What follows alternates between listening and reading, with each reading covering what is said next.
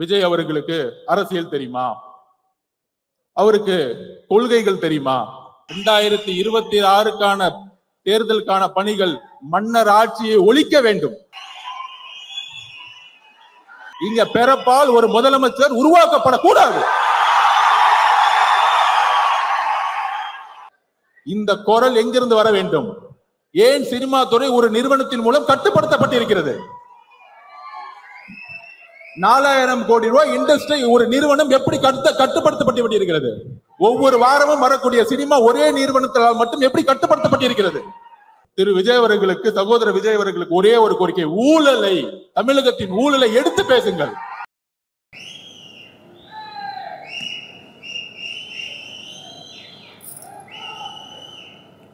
தெய்வத்தால் ஆகாதெனினும் முயற்சிதன் மெய்வருத்த கூலி தரும். வரவேற்புரை ஆற்றிய திரு ப. சீனிவாசன் அவர்கள், நிர்வாக இயக்குனர், விகடன் குழுமம். நூலை பெற்றுக்கொண்டு சிறப்புரை ஆற்றக்கூடிய திரு கே. சந்துரு அவர்கள், மேனாள் நீதிபதி, சென்னை உயர்நீதிமன்றம். திரு ஆனந்த் டெல்டும்பே அவர்கள், சமூக செயற்பாட்டாளர், அம்பேத்கரின் பேரன். நன்றி உரை ஆற்றக்கூடிய திரு முருகன் அவர்கள் மற்றும் இன்றைக்கு சிறப்பு விருந்தினர்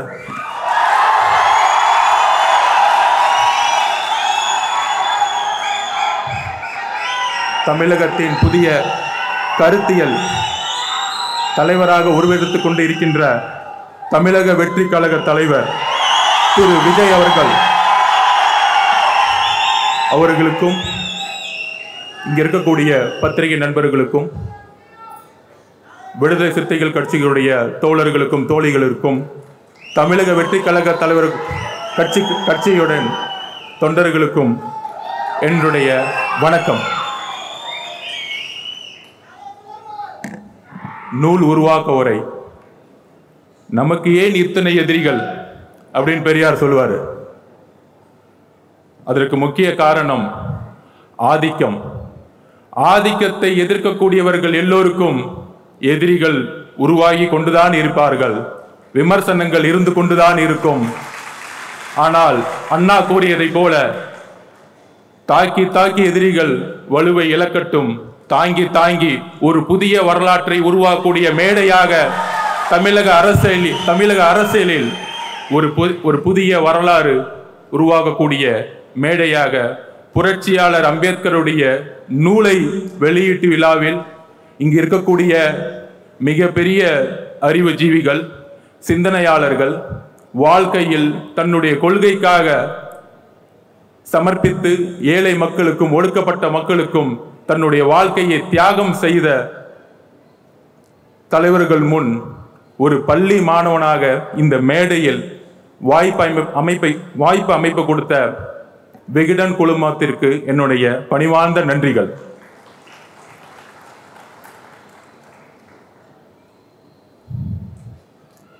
நூல் உருவாக்க வரைக்கான ஒரு முக்கிய காரணத்தை நான் பகிர்ந்துக்கணும். அது என்னுடைய வாழ்க்கையிலிருந்தே ஆரம்பிக்கணும்.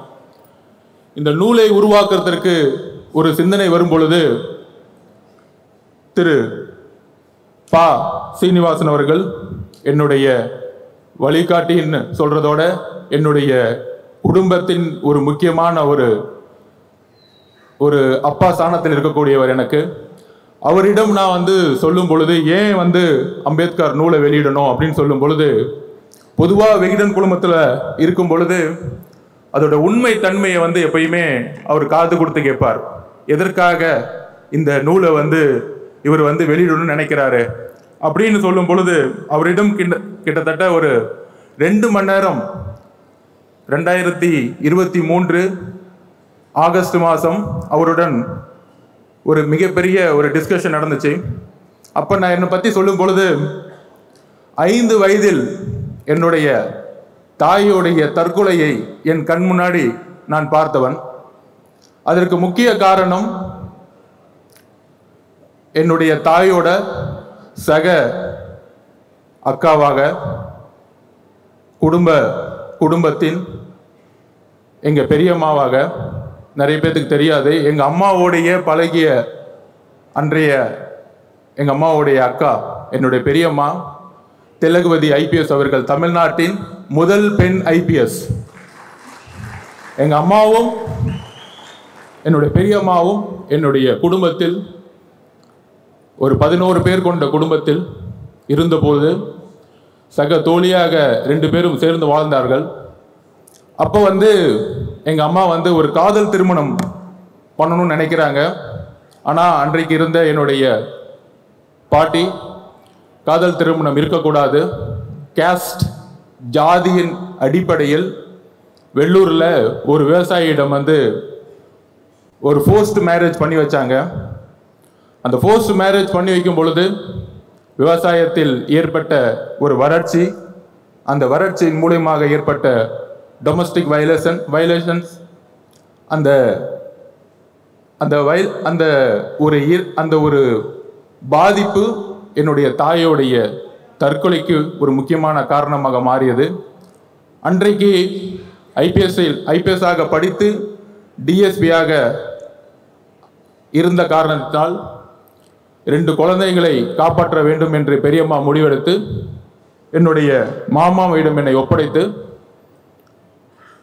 ஸ்போர்ட்ஸ் என்கின்ற ஒரு ஹாஸ்டலில் என்னுடைய பயணத்தை ஆரம்பித்து, ஸ்போர்ட்ஸ் மூலியமாக ஒரு ஸ்காலர்ஷிப் கிடைக்கும் பொழுது மெட்ராஸ் கிறிஸ்டியன் காலேஜில் நான் பொலிட்டிக்கல் சயின்ஸ் மாணவனாக மாறும் பொழுது எப்பயுமே என்னுடைய பெரியம்மா எனக்கு ஒரு ஒரு ஒரு அஸ்பிரேஷனாக இருப்பாங்க. அவங்க ஃபஸ்ட்டு சாகித்ய அகாடமி விருது வாங்கினவங்க, எழுத்தாளர் மட்டுமல்ல, அந்த காலத்திலேயே காக்கி சட்டை போட வேண்டிய ஒரு ஆண் தயங்கும் போது கூட முதல் பெண் ஐபிஎஸ் ஆக அவர்கள் இந்த சமூகத்தில் போராடி ஒரு டிஜிபியாக உயர்ந்த வரலாற்றை என் கண்ணு முன்னாடியே நான் பார்த்துருக்கேன். எப்பயுமே நூலகம் இருக்கும். அந்த என்னுடைய தாயோடைய இழப்பு, என்னுடைய தனிமை நூலகங்களை நோக்கி சென்றது. என்னுடைய பெரியம்மாவை நோக்கிய ஒரு உணர்வை நோக்கி அவர்களை பார்த்து அந்த நூலகத்திலிருந்து நான் படிக்க ஆரம்பித்தேன். அப்போ என்னுடைய பேராசிரியரை நான் நினைவு கூறுகிறேன். என்னுடைய ப்ரொஃபஸர், என்னுடைய சிந்தனை சிறு வயதில் எப்பயுமே ஒரு ரெஸ்ட்லெஸ்ஸாக இருக்கும். சின்ன வயசில் பார்த்தோன்னா ஒரு மாவோயிஸ்ட் ஆகணும், நக்சலைட் ஆகணும் அப்படின்னு நான் என்னுடைய பேராசிரியர்கிட்ட பேசிகிட்டு இருக்கும் பொழுது அப்போ என்னுடைய பேராசிரியர் சொல்லுவார், சமூகத்தில் உள்ள சிஸ்டத்தை மாற்றணும்னா திரு அலெக்சாண்டர் மந்திரமூர்த்தியை அவர்களை நினைவு கூறுகிற என்னுடைய பேராசிரியர் மெட்ராஸ் கிறிஸ்டியன் காலேஜில். அப்போ அவர் சொல்லுவார், இங்கே இருக்க சிஸ்டத்தை மாற்றணும்னா ஒரு கோபம், தேர்தல் அரசியலில் இருக்க சிஸ்டத்தை நீ பழகணும். சர்வேனா என்ன, ஸ்ட்ராட்டஜினா என்ன, பிளானிங்னா என்ன அப்படிங்கிற ஒரு தரவுகளை எப்படி பகுப்பாயுங்கிற ஒரு விஷயத்தை எங்களுக்கு உருவாக்கி கொடுத்தார். அன்றையிலிருந்து 2 ஆராய்ச்சிகளை மேற்கொண்டேன். ஒன்று திரு பெரியார் அவர்களுடைய கொள்கை, இன்னொன்று புரட்சியாளர் அம்பேத்கர் அவர்களுடைய கொள்கை. இந்த 2 கொள்கைகளும் படிக்கும் பொழுது பெரியார் அவர்களுடைய கொள்கையை 15 வருடங்களுக்கு மேற்பட்ட அண்ணா உள்வாங்கி அதை தேர்தல் அரசியலில் உள்வாங்கி தமிழகம் ஏன் தனித்து விளங்குதுன்னா, இந்தியாவே பார்த்து ஒரு காங்கிரஸை, நேரு அவர்களை அன்றைக்கு பார்த்து ஒரு பயந்த ஒரு காங்கிரஸை தமிழகத்தில் முதல் முறையாக ஒரு மாநில கட்சி வெற்றி பெற்றது தேர்தல் அரசியல் மூலியமாக, அவருடைய தேர்தல் அரசியலுடைய ஆராய்ச்சியின் மூலியமாக. அங்கிருந்து இன்னொரு பகுப்பாய்வு, புரட்சியாளர் அம்பேத்கர் அவர்கள் மிகப்பெரிய அறிவு சிற்பி என்பதை கூறுவதை விட இந்திய வரலாற்றில் 2 தலைவர்களுக்கு முக்கிய பங்கு உண்டு. மத பெரும்பான்மைவாதத்தை எதிர்த்த செக்குலரிசம் பாலிசியை உருவாக்கிய திரு அண்ணல் காந்தி அவர்கள் சுதந்திரத்திற்கு பிறகு மத பெரும்பான்மைவாதம் மட்டும் முக்கியமல்ல, மத பெரும்பான்மையோடு சேர்ந்த ஜாதி ஆதிக்கமும் தான் முக்கியம் என்பதை உணர்ந்து அரசியல் அமைப்பை உருவாக்கி எல்லோரும் சமங்கின்ற கருத்தை உருவாக்கியவர் புரட்சியாளர் அம்பேத்கர் அவர்கள். ஆனால் அவருடைய இறப்பதற்கு முன்பும் இறந்த தருவாயிலும் மிகவும் ஒரு கடினமான ஒரு சோகமான ஒரு தோல்வியடைந்த நிலையில் அவருடைய இறப்பு இருந்தது. அப்படி ஒரு ஆராய்ச்சியில் நான் பகுப்பாய்வு செய்யும் பொழுது அம்பேத்கர் அவர்கள் தேர்தல் அரசியலில் தன்னை முழுமையாக ஈடுபடுத்தி கொண்டது கிடையாது. 1952-53 எலெக்ஷன்களில் அவர் தோல்வியுற்றார், தோற்கடிக்கப்பட்டார். ஒருவேளை அண்ணல் அம்பேத்கர் அவர்களுக்கு 50 MP 100 MP இருந்திருந்தால் அவர் நினைத்த முழுமையான இந்திய அரசியல் சாசனத்தை உருவாக்கியிருக்க முடியும் என்கின்ற ஆராய்ச்சி என்னுடைய 15 வயதில் உருவாகியது. அந்த ஆராய்ச்சி தான் இன்றைக்கு மேடையில் நான் நிற்க காரணம். அதோடு சேர்ந்து 3 யுத்தங்கள் 2016, 2019, 21 தேர்தலில் மத பெரும்பான்மைவாதற்கு எதிராக தேர்தல்களில் பங்கெடுத்துவிட்டு இந்த மேடையில் நாம் புரட்சியாளர் அம்பேத்கருடைய புத்தகத்தை வெளியிட, அம்பேத்கருடைய கனவு, அந்த அம்பேத்கருடைய கனவை தமிழகத்தில் நிறைவேற்றிய எழுச்சி தமிழர் அண்ணன் திருமாவர்களுடைய கனவு எப்பொழுதும் கூடுவார். மேடையில் அவர் இல்லை, ஆனால் அவருடைய மனசாட்சி இங்குதான் இருக்கிறது என்பது எனக்கு தெரியும். கால சூழ்நிலைகள் தலித் மக்களுடைய விலங்குகளை உடைக்கும். அதற்கான நேரம் கூடிய விரைவில் வரும். சுய சிந்தனை கொண்டவர்கள் தான் மனிதர்கள். ஆம், நாமும் மனிதர்கள். மன்னர் பரம்பரையை உருவாக்க தமிழகம் இனி ஒருபொழுதும் இடம் தராது. மன்னராட்சி ஒழிக்கப்பட்டது. மன்னர் பரம்பரையை ஒழிப்பதற்கு இன்றைக்கு புரட்சியாளர் அம்பேத்கருடைய சிந்தனைகள் நமக்கு தேவைப்படுகிறது. அந்த பகுப்பாய்வுடன் திருமா அண்ணனுடைய கனவு என்ன? தலித் அவர்கள்தான், தலித் மட்டுமே பேசிக் கொண்டிருந்த தலைவர் அம்பேத்கர் அவர்களை இன்றைக்கு தலித் அல்லாத ஒரு விஜய் அவர்கள், சகோதரர் விஜய் அவர்கள் வெளியிடுவது என்பது புரட்சியாளர் அம்பேத்கர் அவர்களுடைய, அண்ணன் திருமா அவர்களுடைய கனவு இன்று விகடன் மூலம் நிறைவேற்றப்பட்டிருக்கிறது.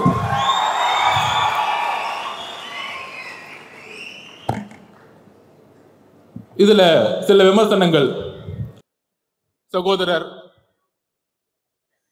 விஜய் அவர்களுக்கு அரசியல் தெரியுமா? அவருக்கு கொள்கைகள் தெரியுமா? கொள்கைகள் பேசிய பல கட்சிகள் ஏன் அம்பேத்கரை இதுவரைக்கும் மேடையில் ஏற்றவில்லை?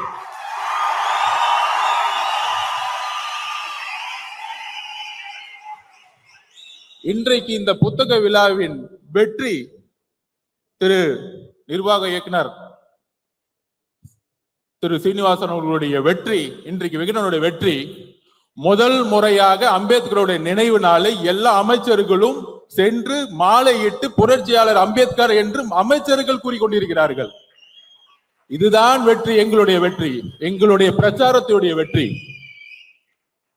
சோ அந்த பகுப்பாய்வில் அம்பேத்கர் அவர்கள் ஏன் தோல்விற்றார் என்ற கேள்வி என்னுடைய 15 வயதில் உருவாகியது. என்னுடைய தாயினுடைய இழப்பு, என்னுடைய தனிமை அரசியலை நோக்கி என்னுடைய 15 வயதிலே செல்ல வைத்தது. அதனால்தான் 3 யுத்தங்களில் தேர்தல் அரசியலை கற்றுக்கொண்டு இங்கு வந்திருக்கிறேன். எங்கிருந்து கற்றுக்கொண்டு வந்திருக்கிறேன் என்றால் எல்லாருக்கும் தெரியும். சோ சில விமர்சனங்கள், இதற்கு பதில் சொல்வதை விட 2026 தேர்தலுக்கான பணிகள், 2026க்கான தேர்தலுக்கான பணிகள், மன்னர் ஆட்சியை ஒழிக்க வேண்டும்.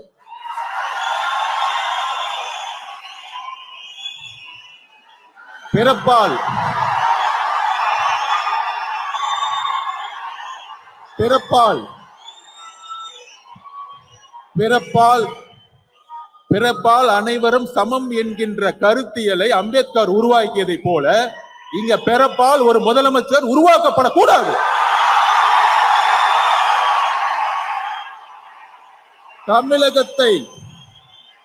தமிழகத்தை ஆள வேண்டும் என்றால் ஒரு கருத்தியல் தலைவர் தான் ஆள வேண்டும்.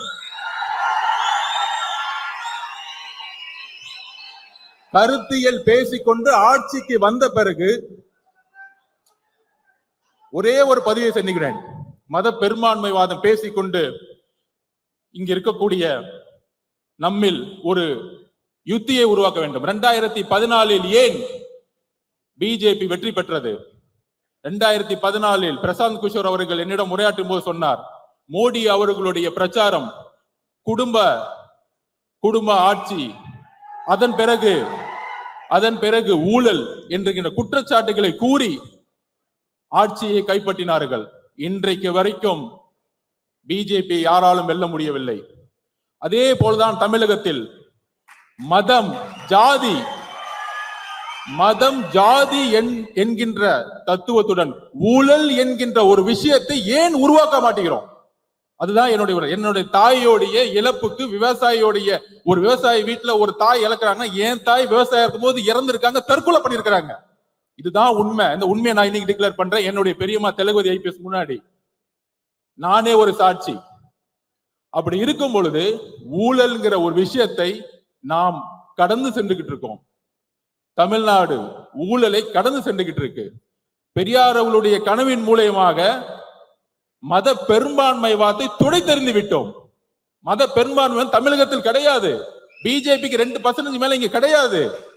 அதை பெரும்பான்மை முடிச்சாச்சு. ஆனால் ஒரே ஒரு ப்ராப்ளம் இருக்கு. இன்றைக்கு ஹரியானாவிலும் மகாராஷ்டிராவிலும் ஜெயிச்சதுக்கான காரணம், ராமர் கோயிலை கையில் எடுத்தார்கள். இன்னைக்கு ராமர் கோயில் இன்றைக்கு கரெக்டா இந்த எலெக்ஷன்ல அகிலேஷ் யாதவால் அது நிலைநாட்ட முடியல. அகிலேஷ் யாதவ் வெற்றி பெற்று விட்டார். ஒரு தலித்தை பொது தொகுதியில் நிறுத்தி வெற்றி பெற வைத்து ராமர் கோயிலுங்கிற ஒரு தத்துவத்தை உடைத்து விட்டார். ஆனால் தமிழகத்தில் ஒரு தலித்தை பொது தொகுதியில் இன்றைய வரைக்கும் நிப்பாட்ட முடியல.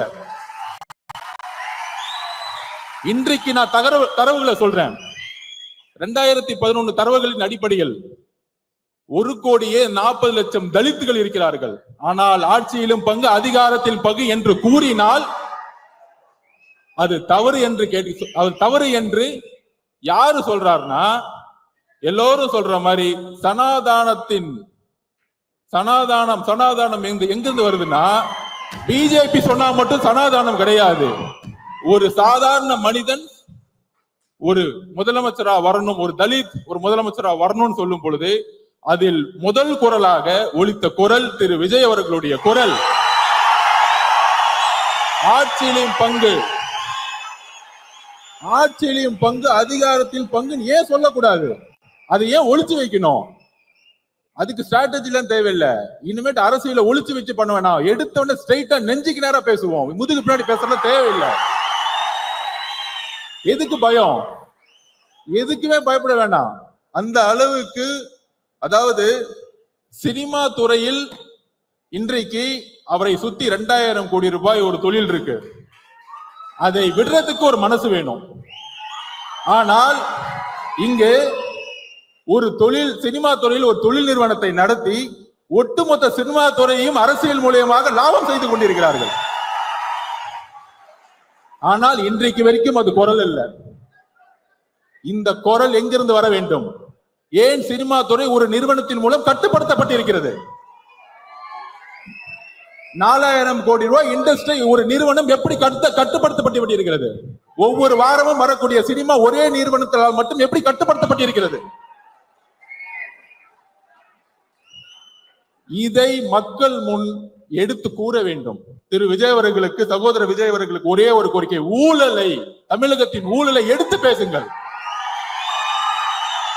மதவாதத்தை எடுத்து பேசுங்கள்.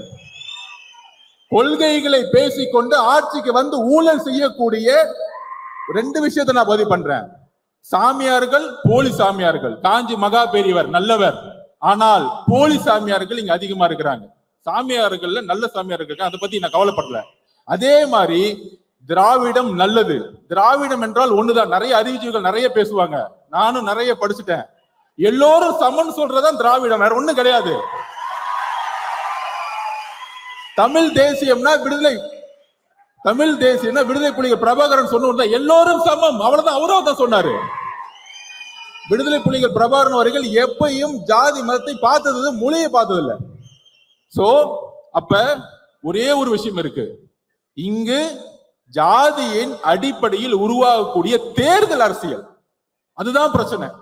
நான் தலைவர் திருமாவளவனோட தேர்தல் பிரச்சாரத்துக்கு போயிட்டு இருக்கும்போது அங்க இருக்கக்கூடியவர்கள் வெறும் தலித் ஏரியாக்கு மட்டுமே அவர் கூட்டிட்டு போயிட்டு இருந்தாரு. அப்ப தேர்தல் அரசியல் எந்த அளவுக்கு தமிழகத்தில் மோசமாக இருந்து கொண்டிருக்கிறது. ஜாதியோடைய கட்டமைப்பு. நம்ம சொல்றோம் யூபியில இந்துத்துவ அடிப்படையில் இந்த இடத்துல முஸ்லிம் கேண்டிடேட், இந்த இடத்துல இந்து கேண்டிடேட் போட்டா எலெக்ட் பண்ணும்போது கான்ஃபிளிக்ட் வந்துடும், நேர்மையா இருக்க மாட்டாங்க அப்படின்னு ஒரு பிஜேபி மத பெரும்பான்மை அரசியல் பண்றாங்கன்னு சொல்றோம். அதே தானே நம்ம இங்க பண்றோம். மதத்தை தூக்கி எறிஞ்சிட்டோம். ஆனா இந்த இடத்துல இந்த கம்யூனிட்டி 60% இருக்காங்க, அதனால தூக்கி அமைச்சரை போடு. ஓகே, அப்படி அமைச்சரா வரவங்க என்ன பண்றாங்க? வேங்க வயல் பிரச்சனை இன்றைக்கு வரைக்கும் தீர்க்க முடியாததுக்கான காரணம் என்ன? காவல்துறை காரணம் அல்ல. காவல்துறை காரணம் அல்ல. ஒரு கான்ஸ்டபிளால அதை பண்ண முடியும். ஒரு கான்ஸ்டபிள் 24 கண்டுபிடிக்க முடியும். மலம் கலந்த தண்ணீர். அம்பேத்கர் அவர்கள் தண்ணீர் போராட்டத்திற்காக எப்பொழுது பிரச்சனை கையில் எடுத்தாரோ அதே மாதிரி இன்றும் 50 வருடங்கள் 75 வருடங்கள் இந்த பிரச்சனை போயிட்டு இருக்கு. ஒரு தண்ணீர் தொட்டியில மலத்தை கலந்துருக்கிறாங்க. ஒரு வாரமா அந்த தண்ணியை குழந்தைகள் குடிச்சிட்டு இருக்காங்க. ஆனா இன்னைக்கு வரைக்கும் நம்மளால கண்டுபிடிக்க முடியல. போலீஸ் காவல்துறையினால இல்ல, ஜாதியின் அடிப்படையில் தேர்ந்தெடுக்கப்பட்ட ஒரு எம்எல்ஏ, ஒரு அமைச்சர், இதுதான் காரணம்.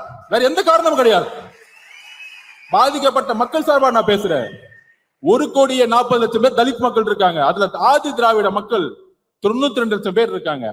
ஆனா அவங்களுக்கு ஆட்சியிலும் பங்கு, அதிகாரம் பங்கு கொடுன்னு கேட்டா தப்புன்னு சொல்றாங்க. 25% தான் இருக்கு உங்களுக்கு. 25% வச்சுக்கிட்டு எப்படி நீங்க ஒரு பெரிய கட்சி சொல்ல முடியும்? தமிழ்நாட்டில் கூட்டணி ஆட்சியை உருவாக்க வேண்டும். தமிழகத்தில் அதில் தலித் மக்கள் பெரும்ப வேண்டும். சமூக நீதியை உருவாக்கிட்டோம். சமூக நீதி 69% உருவாக்கிட்டோம். எல்லாருக்கும் வேலை கிடைச்சிருச்சு, டாக்டர் ஆயிட்டாங்க, இன்ஜினியர் ஆயிட்டு இருக்காங்க, எல்லாம் ஓகே. ஆனா அரசியல்ல அதிகாரத்துக்கு வரணும், விடவே மாட்டாங்க. மன்னராட்சி தான் இங்க இருக்கு. மன்னராட்சியை கொஸ்டின் கேட்டா உடனே சொல்லிடுவாங்க, நீ சங்கின்னு சொல்லு, இல்ல அர்பன் நக்சலைட் சொல்லு, இல்ல மாவோன்னு சொல்லு, அதை பத்தி எங்களுக்கு எந்த கவலையும் இல்லை.